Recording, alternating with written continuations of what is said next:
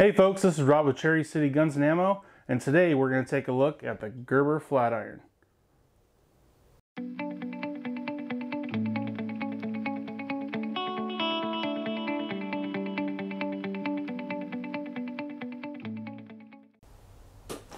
Alright, let's get to the unboxing. This is what the Flatiron comes in. As you can see, it gives a little bit of the information. This is the G10 grips and the Coyote tan and made in China. We would like to get something made in the US, but at this price point, made in the US is not really an option. So here's how it comes packaged. I guess it helps if I pull it the right direction. And there it is out of the box. Let's open it up. Now, when I first got this, this was pretty difficult to move. It was very, very stiff. It was almost impossible to do with just the thumb the way it's intended, but it pretty quickly loosened up, and it's not super easy, not that I'd want it to be, but it's easy enough. Now that we actually put this in hand, one thing that I found odd when I first got it is you got these really nice G10 grips on this side, but on this side it's just steel, and it's got the same stonewash finish as the blade. And that was kind of a turnoff because I thought it would not feel good. And also this thing's very thin and very flat.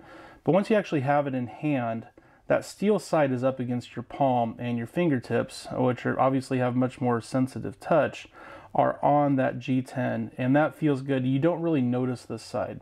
So what was initially kind of a turnoff really turned out to be not too big of a deal. All right, let's talk about some of the specs of this knife. It's got a 3.6 inch long blade, which is plenty long enough for any pocket knife for typical, pocket knife type task. But it's got a very large handle. That works for me. I have very, very big hands.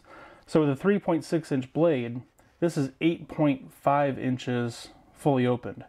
That could be problematic for somebody who does not like to carry a pretty large blade. But for me, it works out pretty good. Knife.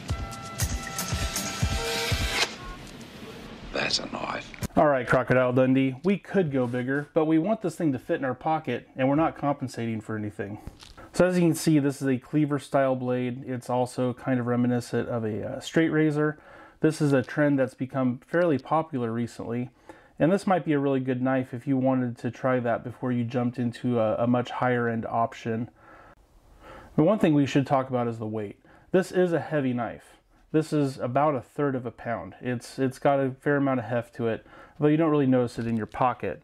And speaking of pocket, let's take a look at the pocket clip. I am not a fan of this pocket clip. I liked it on the looks. It's very low profile, as you can see, but wide enough that it won't start tearing at your pocket, or shouldn't, like I've had other knives do. The problem is, at this point in time, it is so stiff, trying to stick it into my pants pocket and get my edge of my pocket up underneath the clip. It's almost a two-handed operation. It's very, very difficult. Now, maybe you would like that. Maybe you like a really high level of retention on your blade. I just think it's a little much. Now, you could probably take this off and maybe take a pair of pliers and unbend this a little bit and make it a little easier, and I might try that later on. But right out of the box, it's very difficult to use the pocket clip. All right, now taking a look at the actual material that the blade is made out of, I looked it up on the website, and it is known as 7CR17MOV. And Gerber refers to this as a high carbon stainless steel. Now, while it's not nearly as hard as a lot of the materials that you find in the higher end blades, it's rather good for the price point, and that's what you're going to hear me come back to a lot. It's all about the price point. For the price point, this is a great steel. It's a little bit softer, so it does not retain an edge as long as a lot of those super steels. But if you don't mind sharpening every so often, it maintains it well enough. And it's actually fairly easy to put the edge back on because it is a little bit softer. And if you're able to see on this, it might be hard to tell, but it's got a hollow grind, which I do like. This would come in handy at camping for, chopping up vegetables. You've got plenty of clearance to do that. As you can see, it's fairly sharp. I've used this some. I haven't resharpened it. That's with the edge that it came with out of the box. You can see we get a little bit of tearing, so it could definitely be a lot sharper, but it's not bad. Now, this might be an interesting task. We're going to try cutting on some pretty dense wood and see how that goes. This is from a walnut tree that I cut down a couple years ago in my backyard. And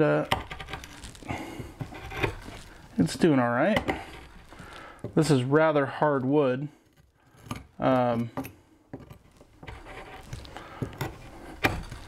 So this is not something you would probably do with this knife on an everyday basis. But even in the case of this very hard wood, it seems to be able to get in there pretty okay. And, oh, that was a bad tear. It still seems to be decently sharp. Alright folks, to go ahead and sum up my feelings on the Gerber Flatiron. I'd probably give it a 3.5 stars out of 5 for a knife in this price point. Obviously it'd be much lower than that if we were to put it up against a higher end competitor, but we have to keep apples to apples here. I think this would be a really great option if you were interested in maybe getting into the cleaver or straight razor type blades, but you didn't want to take that $200 or $300 jump into one of the higher end versions, just to determine if you like it.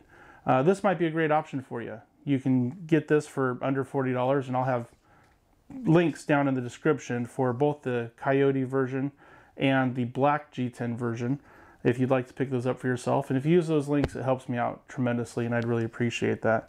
But yeah, I like it. There's definitely things that you could do better or be changed, but let's face it, it's under $40. And for the time being, I think it's going to suffice. We'll keep it in the everyday carry for a while, and then we might try something new. But if this is the first time watching my videos and you like what you see, please subscribe. It helps me out tremendously. I really appreciate it. And we'll see you on the next video. Bye-bye.